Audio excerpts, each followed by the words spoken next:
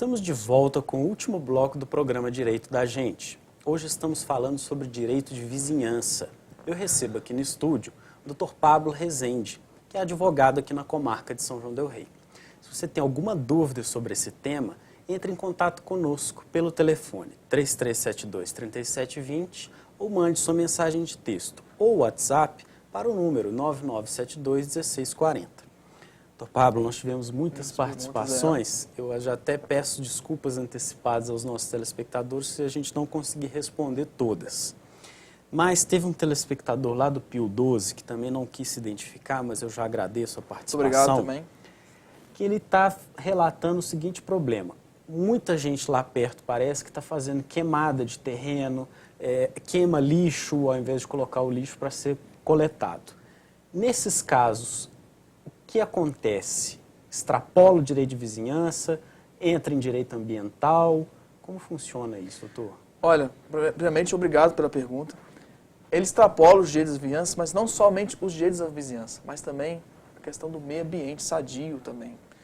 Então, a pessoa que vê que tem essa queimada de lixo, porque isso, infelizmente, vamos ser francos aqui, Rafael, isso é muito comum aqui em São João. Você vê, na própria minha região, vocês vê muito pessoal queimando mato. Então, assim, atrapalha outras questões, atrapalha a saúde das pessoas, aquela fumaça faz mal para quem tem problemas respiratórios. Então, sim, é a mesma coisa. Fazer boletim de ocorrência, o BO e entrar com as ações. E também, no caso, questão ambiental também. Aí que é um agravante. Um agravante, né, mais ainda. Porque esse pessoal que faz queimada, que queima lixo, não está sabendo, mas está cometendo um crime ambiental. Exatamente. Então, além de ser penalizado pela perturbação do sossego, possivelmente ainda pode pegar ainda vai responder a um processo criminal mais grave por conta de crime ambiental. Então, tem que ficar bem atento. Mas nós recebemos também uma outra participação, também não quis se identificar, infelizmente, mas é uma pessoa que mora perto do Hospital das Mercês. Pergunta. E ele está nos relatando o seguinte: nada contra procissões e festas religiosas, mas o barulho dos fogos, né, os foguetes, fogos de artifício nessas épocas é muito insuportável. Existe alguma regulamentação no município, alguma medida que pode ser tomada para evitar esse tipo de manifestação? Olha, muito obrigado pela pergunta, quem fez essa pergunta. É uma pergunta muito interessante, porque é o seguinte: essa questão dos fogos de artifício, principalmente em época de procissão, ainda mais que ele mora no bairro das Mercês, não é isso? Mora no bairro próximo ao Hospital das Mercês. Próximo ao Hospital das Mercês. Então, assim, é uma questão muito complicada, porque isso é da tradição da cidade. E essa questão das procissões já é do patrimônio cultural do município. Então, assim, isso é muito difícil de você impedir. Infelizmente, é muito difícil. E já está enraizado na cultura de São João, na própria cidade. Então, se você pode até ter uma tolerância, um certo horário. Por exemplo, você não vai soltar foguete, que eu não vou falar, que é 5 horas da manhã para acordar todo mundo. Mas você pode soltar foguete durante o dia, um certo horário da noite, uma certa tolerância. Mas é muito difícil você cessar isso pela própria cultura da cidade, que é a igreja, né, no caso, a religião. São as nossas tradições, né? Enfim, é aquilo que o senhor bem disse, o direito da vizinhança, ele encontra os seus limites nos costumes, né? Então, assim, a pessoa que mora em São João del Rei pressupõe, né, a ciência de que vai estar ciente de que tem os sinos, de que tem esses fogos nas procissões, nas festas religiosas, e tem que tolerar. Infelizmente. Só se a coisa extrapolar assim, um limite, enfim, for desarrazoado, né? Por exemplo, estourar foguete o dia inteiro, ou soltar fogos, como o senhor falou. De madrugada, 4 horas da manhã. Eu já vi. Aí a coisa fica impossível. Eu já vi 5 horas da manhã. 5 horas da manhã, lá perto da minha região. 5 horas da manhã. Agora, doutor Pablo, ainda pensando nessa questão de direito de vizinhança, muita gente pensa assim: a casa é minha, eu posso construir do jeito que eu quiser, posso pôr janela onde eu quiser, posso chegar o muro até no vizinho. E como é que funciona essa regulamentação do direito de construir para vizinhos? É o seguinte, Rafael e telespectadores. Na verdade, você tem que ter a lei fala meio metro, ou seja, entre as divisórias. Você não pode ultrapassar isso. Isso que a lei federal fala. Mas é lógico que cada município, com o seu plano diretor, você pode fazer mais ou você não pode fazer menos do que esse. Você pode fazer esse meio metro, mas é uma exceção. A regra é meio metro que está na lei federal. Agora, as janelas, elas não podem ter um espaço também, né? Porque eu tenho que observar assim, se eu for colocar uma janela aqui, se eu vou devassar ou se eu vou invadir a privacidade do vizinho, não é isso? Porque no caso ela seria até menos de meio metro, né? Por questão da iluminação, não pode a intimidade, a privacidade das pessoas também, não pode impedir isso também, né? Você não pode fazer que a outra, como é que eu vou dizer para você, atrapalhe, né? No caso. Agora, se não tiver jeito, se o único ponto de iluminação que eu tenho é aquele ali, tem alguma solução? Não, tem, no caso, essa diminuição, no caso, né? Em vez de ser meio metro, menos de meio metro, para que possa... Você não pode pedir iluminação, você pode até subir, mas você não pode pedir do outro vizinho também. Inclusive, tem até uma exceção, né, doutor? Que é a questão de fazer parede de tijolos de vidro, né? Tijolos de vidro. Nesses casos em que a janela vai atrapalhar o vizinho, vai invadir uma privacidade, alguma coisa, acontece isso. Bom, e de quem é a obrigação, doutor Pablo, de construir muro, cerca? É de um vizinho só, é dos dois? Se eu quiser reformar, o outro também tem que contribuir? Como funciona essa questão? Na verdade, é o seguinte, Rafael, telespectador. Na verdade, quem que vai construir, tem um interesse, né, na verdade. Agora, se for você pode dividir com outro vizinho essa construção, muro, cerca, é de comum acordo entre ambos. Mas normalmente é aquele que dê primeiro a vontade, primeiro de construir. No caso de arrumar o muro, cercas, entendeu? Doutor Pablo, e tem um limite de altura desse muro? Ou pode ser qualquer altura? Eu posso aumentar um muro pequeno que tem do lado da minha casa? Isso aí, essa questão do muro, gente, muro, Rafael, é o seguinte, tem um limite principalmente na questão, depende da legislação de cada município, do plano diretor, do próprio código de postura do município. Aí ele que vai determinar quanto tamanho de muro você pode fazer na sua próprio imóvel. Você não pode ultrapassar isso, senão você tem as sanções administrativas também.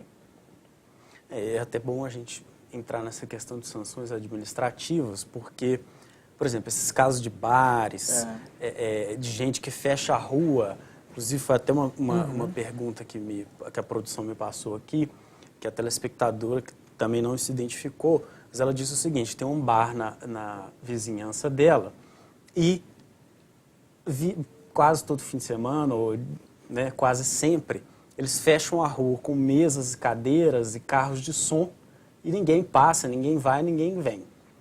Nesses casos, além de chamar a polícia militar, né, cobrar da prefeitura uma fiscalização. Exatamente. E, na verdade, tem que ver se esse bar tem a autorização da prefeitura para poder instalar aquelas, no caso, colocar as mesinhas na própria calçada. O que não pode, aí é a própria fiscalização, como você falou, da prefeitura de São João del Rei, a fiscalização dela. Aí é cobrar mesmo do próprio ente. Agora, doutor Pablo, vizinho, para os fins legais, é só a pessoa que divide muro comigo ou é, por exemplo, a minha rua inteira? Olha, além de que você divide com a própria pessoa, é a própria comunidade. É igual o caso que nós falamos aqui agora, do que a telespectadora perguntou do caso das queimadas. Atingiu não só a sua vizinhança, mas atingiu todo um grupo, um bairro, uma região todinha. Entendi. Bom, outra questão também que chama muita atenção, doutor Pablo, e eu não sei se as pessoas têm ciência disso, mas é questão de invasão ou de demarcação de limites entre propriedades. Sim. Por exemplo, às vezes você tem, isso é mais comum até na zona rural, no sítio, né? Faz a divisa com cerca viva. Aí o vizinho, despertamente, vê que o outro... Puxa a cerca tá abandonado, né? Ou não tem ninguém frequentando lá, de repente vai lá, corta a cerca viva com outra cerca puxando um pedacinho. Nesses casos, o que a pessoa faz? Ela consegue voltar essa cerca para o lugar? Olha, ela até consegue, Rafael. E tá explicando o seguinte, quando acontece isso, principalmente em zona rural, isso é muito comum, mas não é só zona rural não. Isso acontece também em área urbana, mas em zona rural. O que deve fazer o indivíduo? Como está apagado essa linha divisória, o indivíduo tem que entrar com uma ação de demarcação para restabelecer aquele marco onde foi feito. Aí as partes, ele no caso, tem que apresentar registro de propriedade do imóvel, né, para provar que aquilo era ali. Aí o juiz vai determinar isso, na sentença declaratória, o marco anteriormente, que estava estabelecido. Mesmo porque vão existir ali nesse lugar, fica marcas, né, de onde estava essa cerca, de onde estava essa cerca viva. E se tiver dúvida, no caso, entre as partes, vai ter que chamar um fotógrafo, perícia. A perícia vai comprovar com o topógrafo, ele vai fazer onde estava a marca, de acordo com o registro de imóvel de cada um, ou a posse, a compra e venda que o indivíduo tem também. Perfeitamente. Dr. Pablo, infelizmente nós estamos chegando ao final do nosso programa, mas antes de encerrar, como havia prometido, eu vou fazer o sorteio dos pares de ingresso dos espetáculos que vão acontecer este sábado no Teatro Municipal. Nós vamos sortear um para Bela e a Fera às 2 horas, outro par de ingressos para Bela e a Fera às 16 horas e o último para o espetáculo teatral, uma comédia que vai ter às 8 horas da noite. Vou pedir o meu amigo aqui para me dar as pessoas que sortearam, o Dr. Pablo vai tirar aqui. Pode escolher aí. Pode falar para a pessoa. Pode me dar este aqui, mais um. Aqui. E o último.